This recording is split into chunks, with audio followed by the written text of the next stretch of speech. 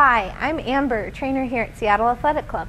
In this video, we're going to continue to address different stretch techniques: static, active, dynamic, and resistance stretching, also called kihara, which is resistance during the eccentric motion, for several muscles for the calves, inner and outer thighs, and large hip muscles. A classic stationary stretch for the calves is to hang your heel off of a stair or slightly elevated surface. Keep your knees straight to target the gastrocnemius and slightly bent for the soleus. This stretch emphasizes different areas of the calf by rotating the toes in or out. An active stretch for the calves can be done in a yoga down dog position by performing a calf raise through a full extension, dorsiflexion at the bottom of the movement. Type of dynamic stretch for the calves is performing small hops or jacks. Dynamically performing small hops or jumping jacks will also train the fascial system as an added benefit. A good resistance stretch for the calves is in a seated position with one leg straight and the other knee bent, grabbing underneath the arch of the foot. First, activate the calf through the concentric motion or positive motion as a warm-up. Then activate the calf through the eccentric motion, squeezing it as you lengthen it.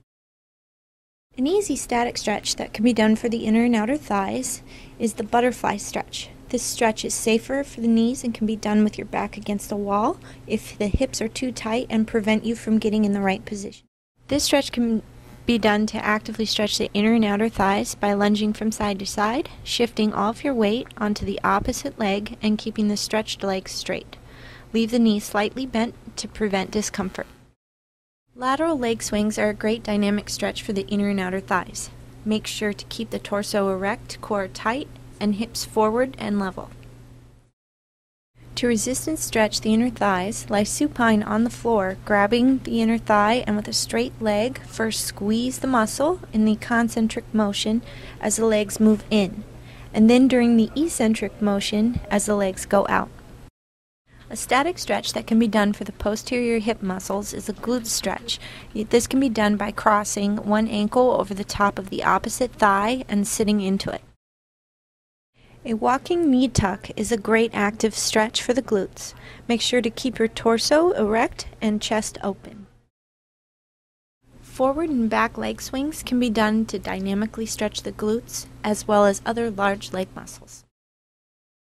A good resistance stretch for the posterior hip muscles is with a bent knee, ankle crossed over the opposite thigh, and reaching around the quad to pull the legs towards you. First squeeze as you push out, and then simultaneously as you pull the leg in.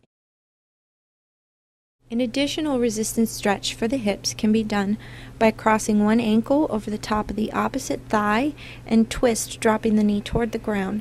Again, squeeze during the concentric motion to warm up the muscles, then during eccentric to create length.